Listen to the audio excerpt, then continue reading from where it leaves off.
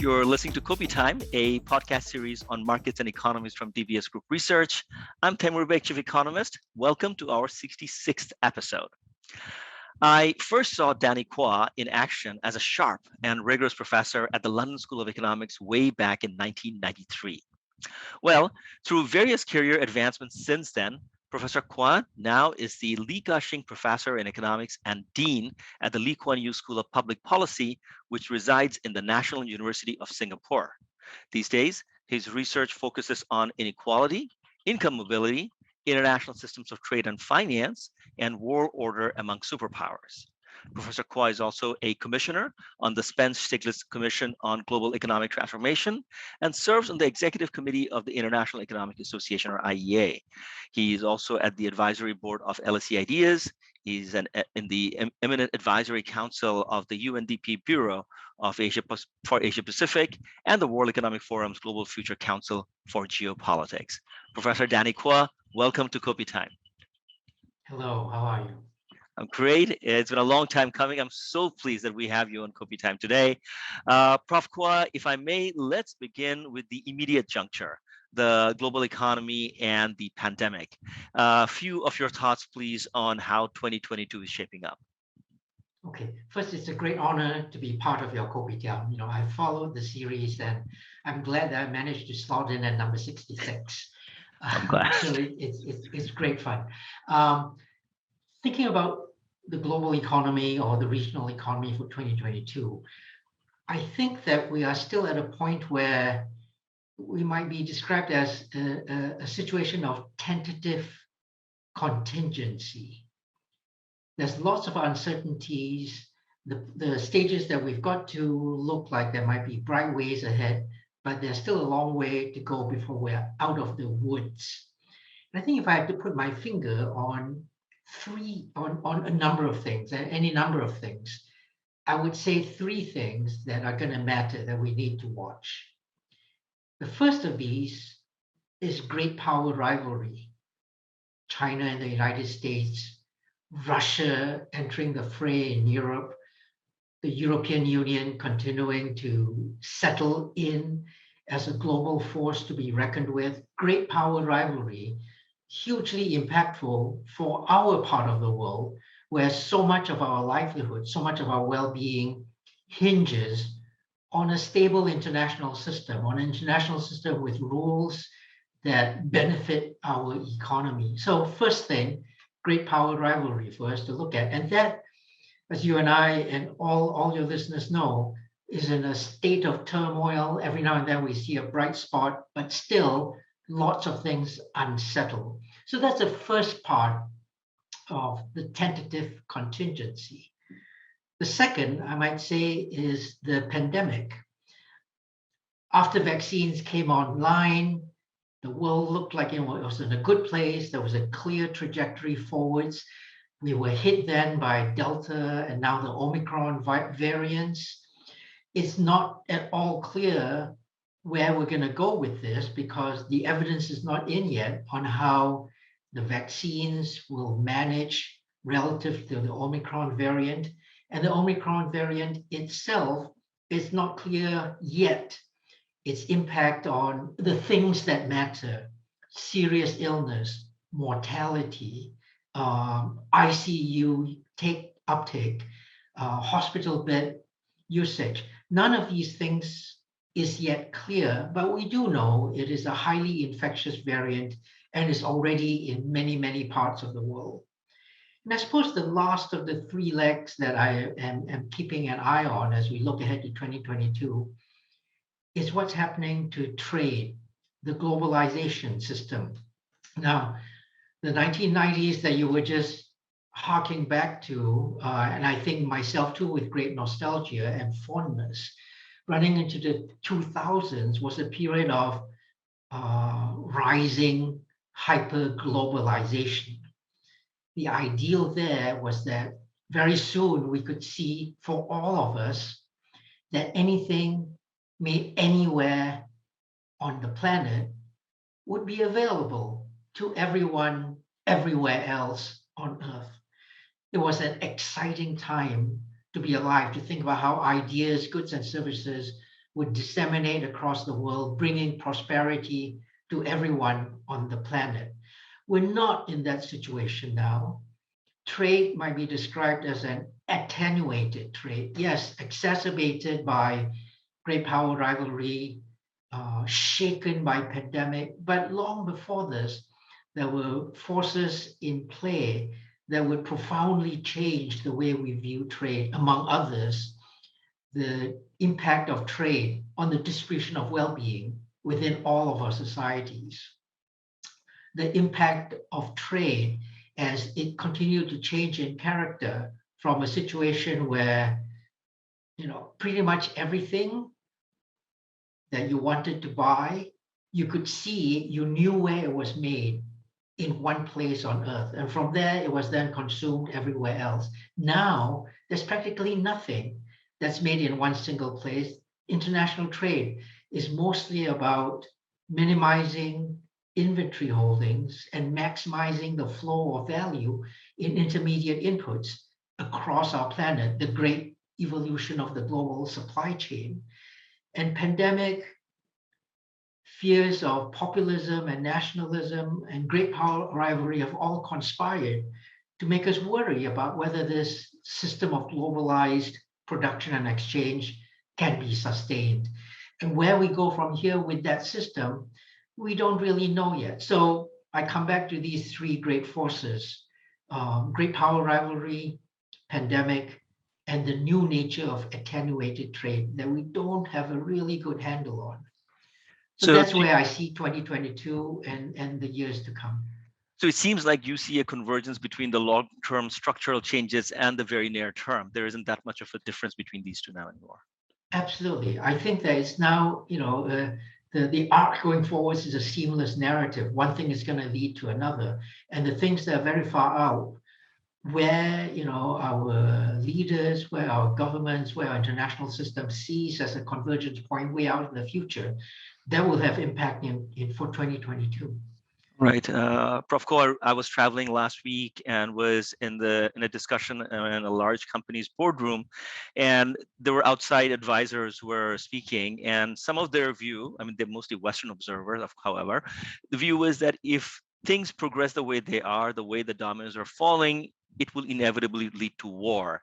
And therefore, we need course corrections because we can't let the status quo sort of, take us to that unfortunate or, very, very undesirable situation.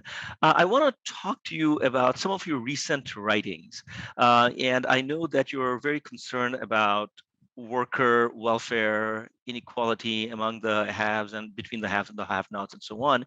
And so I want to start with the one narrow area, which is sort of the the rights and the privileges enjoyed or not by workers in the gig economy. So this trend began well before the pandemic, but of course has accelerated substantially since then. In the US, we keep hearing about the great resignation, but I think what we don't appreciate is that some of the great resignation is manifesting into people leaving formal 9-to-5 jobs into becoming a contractor for Amazon or just doing things out of home, operating in the gig economy. So you are the vice chair of a committee in Singapore tasked to look into the protections for gig workers here. So your thoughts on this, please. Okay. Thank you. Let's dive into that. But if I may, can I just take a minute to reflect on what you described as the views of many Western observers that war is inevitable. There's been this hypothesis that the world is in the so-called Thucydides trap, that the international system that we've had for 7 decades, if not longer, is not capable of managing with the rise of a new superpower, China, and that the incumbent hegemon, the United States, for whatever reasons, structural reasons or reasons of bragging rights or reasons of actual inability to deal with the competition, or really out of the feeling of benevolence towards the rest of the world, keep the world safe, as it were, needs to take on this rising challenge. There are a whole slew of narratives on this. I think that it's quite important that, even as the West worries about this inevitable drive towards war, we have to, you and I and all of the listeners to your program and everyone around us, we need to realize that actually 80% of the world lives in neither the United States nor China. The overwhelming majority of the world stands outside the competition between number one and number two, if indeed that's all it is. The great power rivalry is between number one and number two. And somehow this 80% of the world, which is the democratic majority, we are the ones who need to have the legitimate say on how the international system evolves. We need to convince the great powers that heading into a one-on-one competition that will lead to violent conflagration is not good for them and is terrible for the world. It has no legitimacy for the rest of us who are just watching, the 80% of us who are the great democratic majority. And how that needs to unpack is something that I'm sure will occupy our conversations for a long time. Still, I could probably take up a whole other Kopi Time. Let's go back to what you wanted to ask me about, which is the gig workers, the gig economy of the platform workers. And like you say, I'm lucky enough to serve the nation on this committee to look at the well-being of the platform workers, the Platform Workers Advisory Committee constituted under the Ministry of Manpower. And it seems like, is it very special? Is it very complicated? I like to remember the following. The world has always had, in different parts, a gig economy side to it. The world has therefore always had platform workers who work in the gig economy. And it's simply the case that today, technology, information technology, data networks, algorithms have all brought us to a point where there will be more and more of us involved in the gig economy, involved in platform working. So the issues that we're trying to deal with in this committee, although for now they reflect on a relatively small part of the Singapore workforce, they reflect on a much larger portion of the global economy's labor force, and I suspect will become more and more important for all of us. There's actually, in the early 20th century, Paul Erdős was one of the world's greatest mathematicians, worked in the 20th century. And I don't know if you remember this from your days at LSE, he had no permanent home. He had no permanent contract with any university. He would travel around the world living out of a suitcase, working to solve mathematical problems with collaborators everywhere he went around the planet. He wrote over 1,500 mathematical papers, still a record. He was a gig worker. He was using a gig economy that worked around the production of mathematics that could be chopped up into chunks, solving mathematical theorems, proving mathematical theorems everywhere he went. And what we see today is that information technology, data networks, algorithms have made that kind of work both available and indeed necessary for many of us around the world. So where it's shown up now are the platform workers that this committee is looking at, which are ride-hailing drivers, taxi drivers, delivery workers. But included in platform workers in the gig economy are also software engineers and designers who seek not a permanent contract with Google, but who want to be like Paul Erdős, travel the world, live out of a suitcase, pop up their notebook, solve a problem. They too are platform workers. Music teachers in Singapore who are taking on gigs in different places for temporary, for short time periods are also platform workers in the gig economy. The reason that this committee and the Ministry of Manpower is concerned about this is that the workers that we're looking at are on the lower wage end of the income spectrum. Software designers, engineers make a lot of money, many of them, doesn't bother the rest of society that they're traveling around living out of a suitcase. For the platform workers that we're looking at, again, delivery riders, ride-hailing, taxi drivers, delivery riders. These workers are low paid. They're below the 20th percentile of the Singapore workforce. And we need to think about their long-term well-being. By we, I mean they, uh, concerned social observers and the platforms themselves, the companies themselves, because that these workers do okay in the long run is important for the sustainability of the platforms and ultimately for the well-being of the Singapore consumer, for everybody involved in this new ever expanding gig economy. So to come around to how we began, I said that, although it seems like this is something terribly new and exciting, it is terribly new and exciting. Its roots, the fundamentals for thinking about it, are long-standing. They go all the way back to when academics travel the world solving problems. We can think about it as like it's like a Marie Kondo decluttering of our production process. Instead of having, like you and me, books on our shelves, sitting in one place working on problems, we declutter. We get rid of all of this. We focus on essentials, and we become platform workers in a gig economy.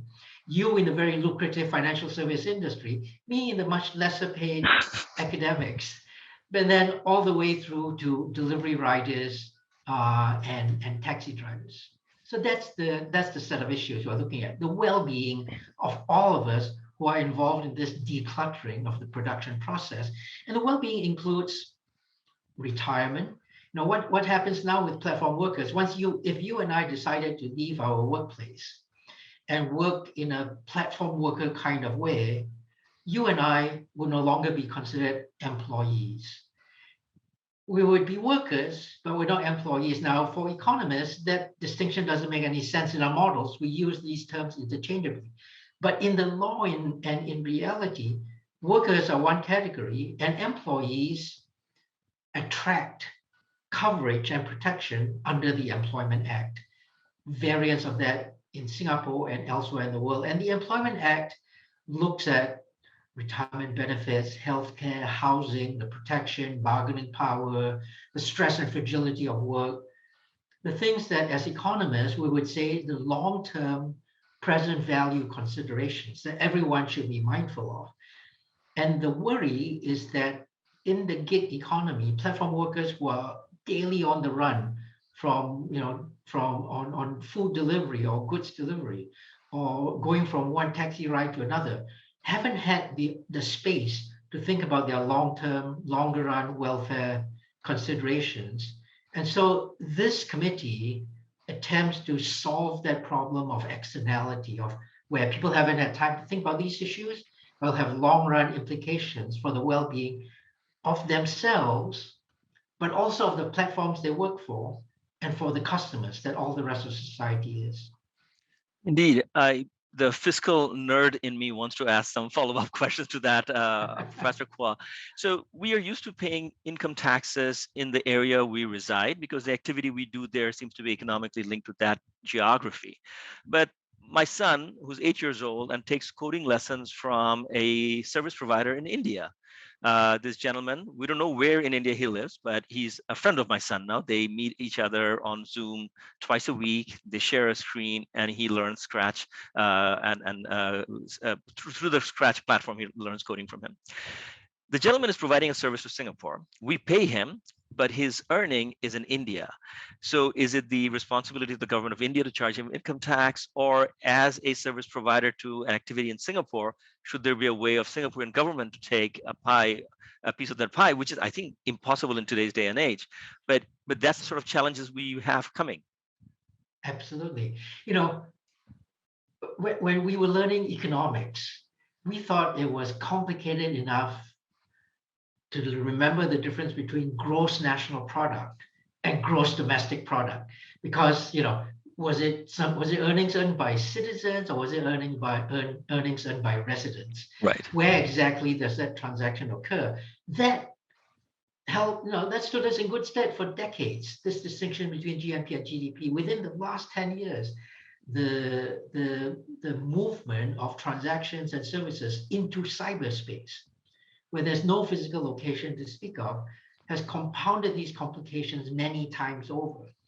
And I think we all need to be fiscal nerds. We all need to think about where these tax considerations go, because ultimately they are what drive the way in which our policymakers and our leaders look after our well-being, to take care of the externalities and the public goods that all our societies will still need. It's going to be hugely important. And I hope that the work on platform workers, it's small, it's focused on just a small part of labor force for now, but it will give us insights into these larger, more consequential considerations as the global economy continues to evolve. Absolutely, I am totally with you. Right. And earlier this year, we saw, after a very long time, one tangible progress in global taxation in the form of the minimum corporate income tax. And lots of countries, which frankly I thought was unthinkable that would sign up, did sign up on this initiative. Does that give you a glimmer of hope that we could have more progress at the multilateral level of taxations of gig workers? I, it is a glimmer of hope, because on many other multilateral considerations, we have been abysmal at getting any kind of cooperation, collaboration. The global pandemic, global climate crisis, international terrorism, the, the way in which very well-off people are able to manipulate the international financial system in a way so that many of them end up paying less tax than the poorer fellows in whichever society they live in. All of these are hugely important. The corporation part of it is one relatively easy win, but I hope we're gonna need to do a lot more in terms of keeping the global economy together. I want to switch gear to a really, excellent piece of opinion editorial piece you wrote for a Singaporean newspaper recently. It was entitled "Building Back Better with Trampolines." So I want to talk about the trampoline metaphor later, but in the very beginning, you portray a post-pandemic world that is in need for resilience and social cohesion. Words that economists didn't talk a lot about in the past, but now you're bringing them into the core of discussions and thoughts that economists must have. So let's unpack those two words. Start with resilience. Is it the same as a robust society that has internal financial buffer support for the poor, or do you have something bigger than that in mind? Okay, I think financial buffers, support systems for the poor, all those are steps in the right direction. And resilience could be viewed as one natural endpoint as we continue this. But the important distinction to be made here is that sometimes when they are conventionally or historically implemented, financial buffers, support systems for the poor are viewed as ways to simply strengthen society. And there's an interesting difference conceptually, and I think for formulating policy in terms of strengthening society and making society more resilient. Now, in English, and in most sort of natural language, in verbal language, it's not clear what that means, what that distinction is. But a visual metaphor might help. We strengthen social systems when we make them like an oak tree. We make them like a redwood tree that is strong and is able to keep upright even against strong winds. An oak tree, that is a strong system. If we're building financial buffers and support systems for the poor because we want to try and make society an oak tree, then what we're doing is strengthening the system. Resilience is not about an oak tree.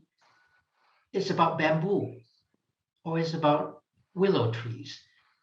Structures that are soft and pliable and bend with the wind. Why is it important to have this? Well, an oak tree does well against the kinds of forces that historically we have seen. They are the known knowns. They are the things that we can imagine happening. We can build oak trees sufficiently strong against that. If we build financial buffers, support systems for the poor against the kinds of risks that we can imagine, even black swan kind of risk, if we can imagine and describe it, then we're making systems stronger. The idea of resilience is to say, yes, let's make systems strong when we can, but we should pay attention to unknown unknowns, things that we can't even imagine. things that could be potentially overwhelming. The COVID pandemic set on the boundary between unknown unknowns and a known unknown, because we've had pandemics in the past. We didn't know how devastating it would be. Who knew that for over 2 years we would be sitting speaking like this on Zoom, having our entire world transformed?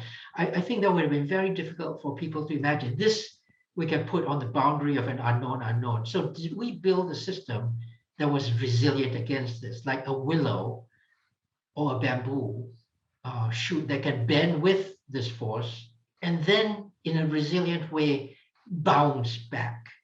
It's this bouncing back that is the critical difference between simply building strong, robust systems and building systems of resilience. So you had referred to a trampoline as a valuable metaphor for this. Indeed, contrast a strong table made of hardwood versus a trampoline. The hardwood will stand up against most things we want to put on it, but at some point you could see that a force would hit it and it would creak and crumble. A trampoline absorbs the force and bounces back. The more the systems that we can build that are like trampolines, the more resilient will our societies be. In a nutshell, that's kind of how I would think about how it is different from the systems that we have traditionally built. And to give credit where credit is due, many people have talked about resilience. And in a way, as you saw, the commentary that I wrote was a riff, a takeoff on something that a brilliant economist at Princeton, Marcus Brunemeyer, had written. He's written a whole book on the resilient society.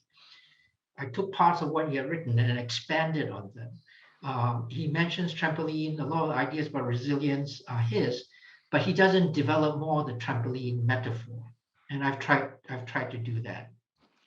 So You had you've also got, mentioned, sorry, go ahead. sorry, go ahead, yeah. Well, I was going to turn to social cohesion because you had mentioned that, Yes. but I'm happy to wait if you want to come back to it after we talk a little bit more about resilience. Well, I was just struck by your redwood versus bamboo tree metaphor. A few weeks ago, I was traveling at a different part of the world. I was in California, in the great Muir Woods in Northern California, which has these great redwood trees. And to your point that very strong institutions or structures of nature uh, over time have a track record of dealing with past shocks by survival bias. They are the ones that are standing.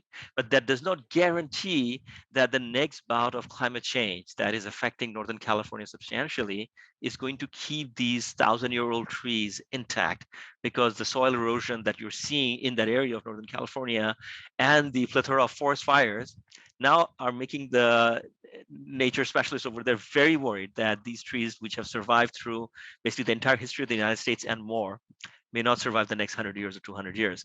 So to your point that you can't just say that something has worked for the last 200, 300, 400 years means that it's going to last forever. That's just a survival bias. That doesn't mean that it's going to be lasting in the future.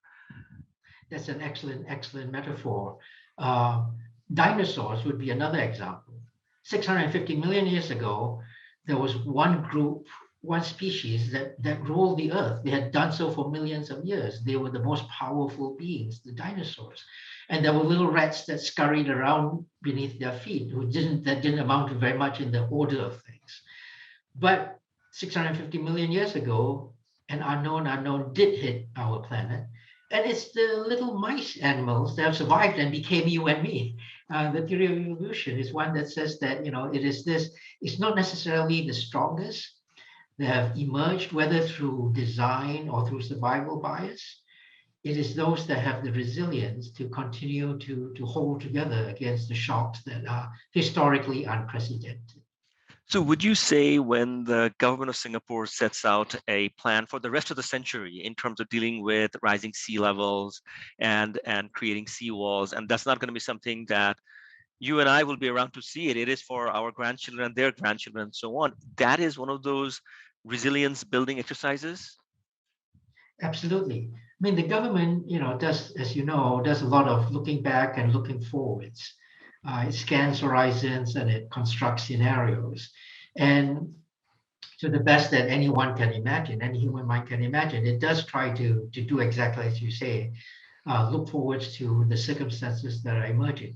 But we will always need to be constantly on the watch for new things that we will need to adapt to.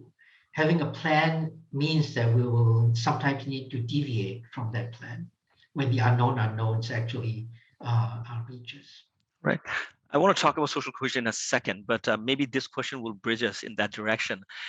It is one thing to talk about the importance of preparing for these unknown unknowns and having systems of buffer in place that are not just about dealing with shocks of the past, but shocks that may come.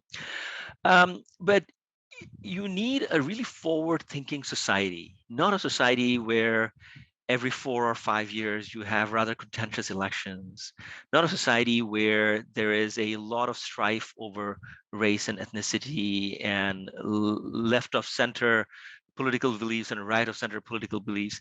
So how do societies that are of democratic by nature but are not necessarily capable of forming very long-term planning horizons survive the test of resilience? Well, one thing that I remember from my time in the United Kingdom was how in government or in parliament there would be debate between whoever the government was and the opposition. But the opposition, when it did things right, always referred to itself as Her Majesty's loyal opposition. It was an opposition not against the nation, not against society. It was for the nation and society, but was trying to make sure the best ideas emerged from debate with whichever party was in government at that time. Now that's the now that for me uh, is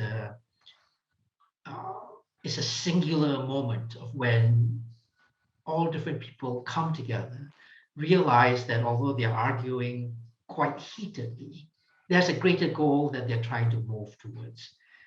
Unfortunately, in many democratic societies and in many non-democratic societies, that vision is not always held, it's not always clearly communicated. We're lucky that in Singapore, we do have a consistent narrative of where the nation is going, and then people can rally around that. In Britain, the story that I just told, although royalty is it's a figurehead, royalty has no powers to speak of, but it does provide that kind of rallying point around which people feel the nation needs to organize itself. And I think all human societies need that. Human nature is such that I'm an economist, you're an economist.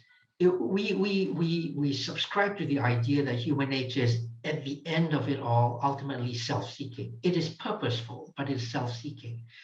And the job of government, the job of political leadership is to see how to align that self-seeking nature with the greater good. Some societies do it successfully and well, other societies don't. And it's not always the most obvious societies that do it well. If I may, I can turn this maybe to a little bit of discussion about social cohesion. Yes. Because social cohesion is a natural phrasing that comes into the conversation here. There are many observers who say, if only we had a socially cohesive society, then of course, individual incentives would be aligned with the greater good. I don't think it's as transparent. I think social cohesion is building something deeper than just the obvious manifestation that everybody seems to be aligned in the right way. Because, about 100 years ago, when social scientists started to talk about social cohesion, and like you say, it wasn't economists, it was sociologists and others. And one of their key hypotheses was that the way you had social cohesion, which is, really about the good things from groups in society coming together, there being a sense of community of belonging, people helping one another. Well, the early view in sociology was that, you got that by making sure society was all alike. Society was homogeneous. Everybody looked the same. And that's how, in the early sociological perspective, that's how you got societies to be cohesive, by making all members of society as much alike each other as you could. And you and I know that in the modern world of the 21st century, that's a disaster. Societies are now cohesive when instead we respect diversity and difference. That people are different with different skills, they look different, they speak different. It's by bringing all of this together that we get the bamboo shoot, the strong, resilient societies that can adapt to unknown unknowns. And social cohesion, as a phrasing, as an idea, itself continues to evolve. But what you and I might say is it's clear what we need is to go back to the fundamentals where people feel that they belong, people feel that they can help one another. And the way to do that is by building an environment, building institutions where we trust one another. But there's a difficulty here as well, because trust is an important part of social cohesion, but trust is not stable. In economics language, trust is not a stable equilibrium. It's not incentive compatible. If we try to build a situation of trust and we found ourselves in like a prisoner's dilemma type situation, or a situation that allowed me to free ride, then that you trust me to do the right thing makes you do the right thing. And that's wonderful. But when we are all doing the right thing, I, as a member of this group, will still see gain by deviating from it. I will try and do something different. I will free ride on all the good things that the rest of society is doing. If society relied only on trust to build social cohesion, it is not a stable outcome. Instead, what we have to do is to build institutions so that everybody continues to see a gain to themselves from playing the game that is the society's game. Right? So what we need to do is we need to make sure that the poor, the weak and vulnerable, the deprived continue to gain by their sticking with the rest of society. And they will not if they think the corporations, businesses, the rich elements of society permanently exclude them. No matter how much the poor trust the rich, if the rich permanently exclude the poor from ever being able to become rich, to be able to do the same kinds of things that the rich do, that society is not going to be stable in social cohesion. Well, what we need to do is that we need to build systems so that the lower strata of the income distribution can continue to see continuing improvement in their well-being. They must feel that society continues to have space for them. They must feel that society continues to be inclusive. And that will align our thinking, no matter how racially, ethnically, physically diverse we are, none of that matters, because individual self-gain will align with the social good, provided that we can build these systems, provided we can build systems with great social mobility. Social mobility, I feel, is the key to having social cohesion. And it's not just mouthing words like trust, cooperation.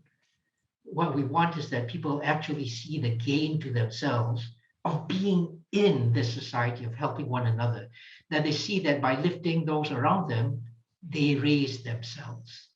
That is the critical thing for social cohesion. So you would rather look at a database that looks at absolute gains as opposed to relative gains? Absolutely. I fear that when we fall into a language of relative gains, that is simply a word we use to be the word we use in polite society for forcing society to a zero-sum game. Yes. See, if you and I are in a situation where I am constantly concerned about whether I've gained relative to you, the only way I can gain relative to you is if you lose relative to me. Even if both of us are becoming richer, it is a zero-sum game. And once we get locked into a zero-sum game, there is no compromise. There's no alignment of incentives. Everything that each of us does is a slight against the other.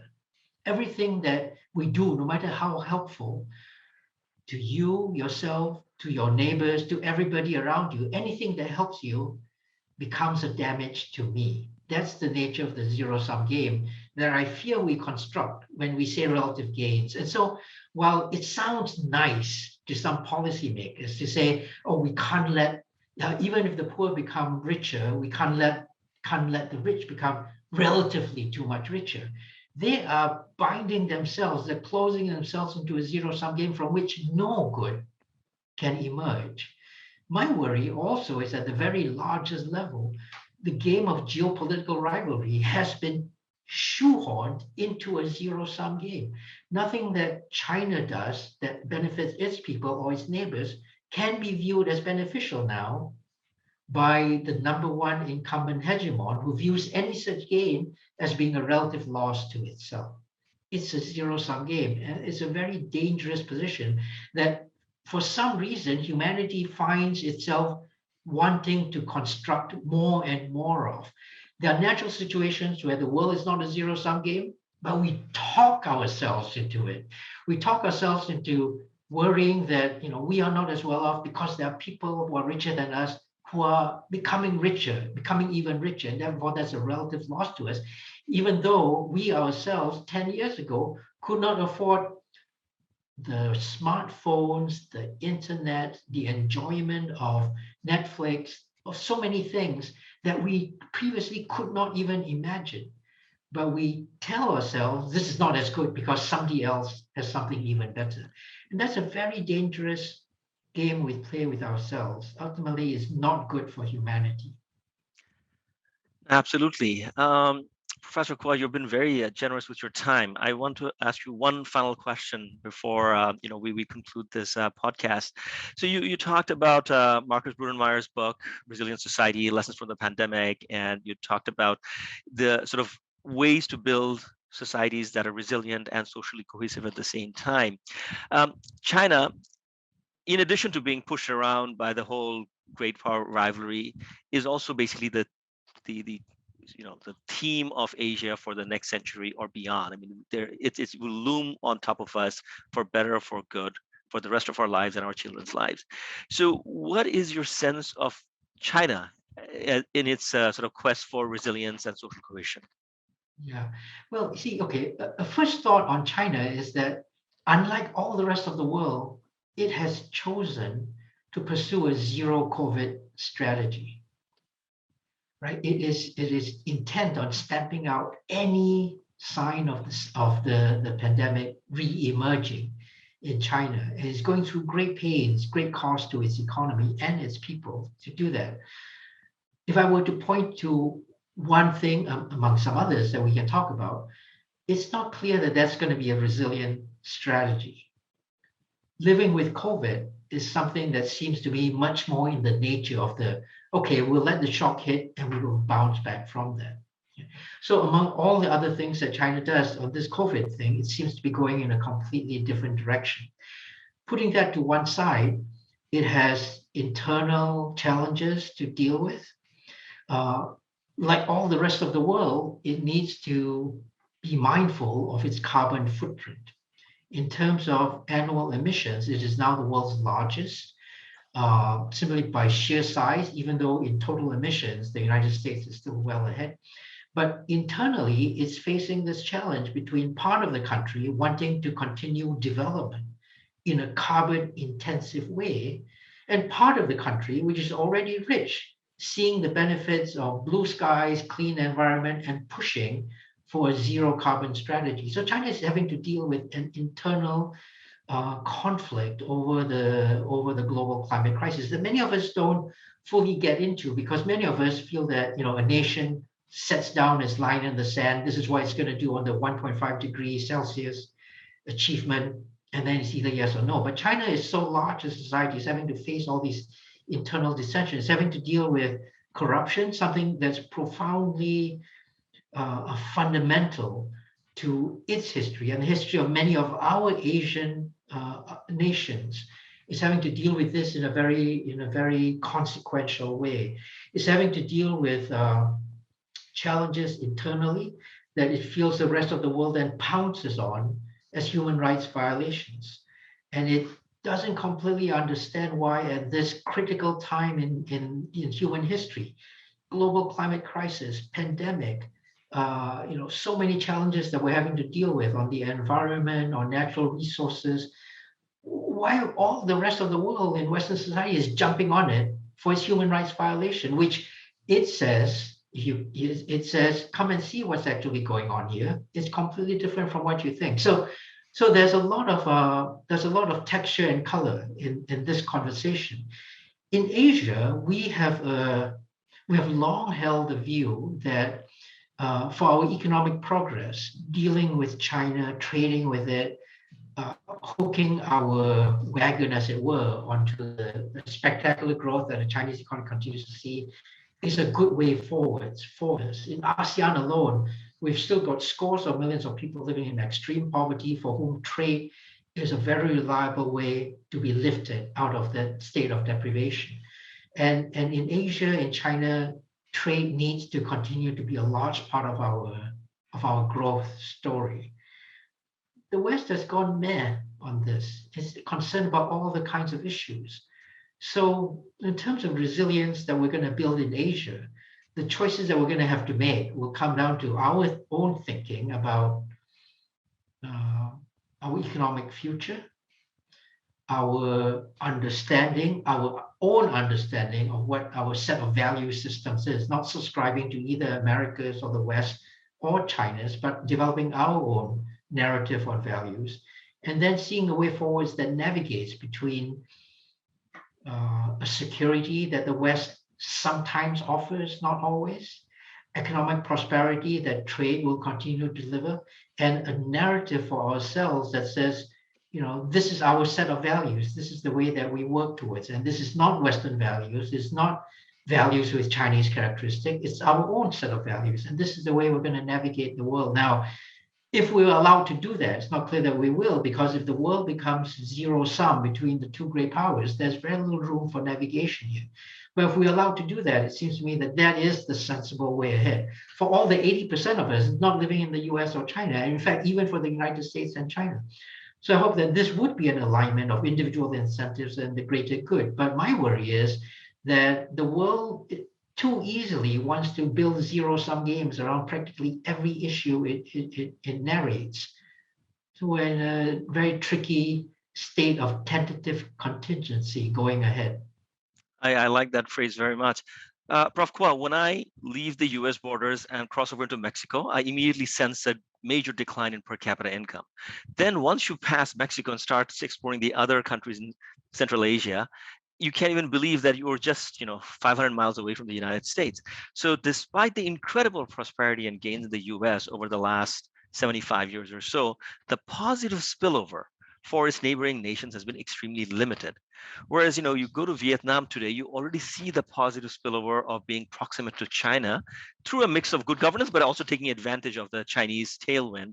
And hopefully we will see more in the ASEAN region as opposed to the contrast that we see in Central Asia. Absolutely. Absolutely. It's been fantastic having you on the podcast, Prof Quah. Thank you so much for your insights. Thank you very much, and look forward to seeing you again. By all means. I would also like to thank our listeners. Kopi Time was produced by Martin Taki. Daisy Sharma and Violet Lee provided additional assistance. It is for information only and does not represent any trade recommendations. All 66 episodes of Kopi Time are available on YouTube and on all major podcast platforms, including Apple, Google, and Spotify. As for our research publications, webinars, and live streams, you can find them all by Googling DBS Research Library. Have a great day.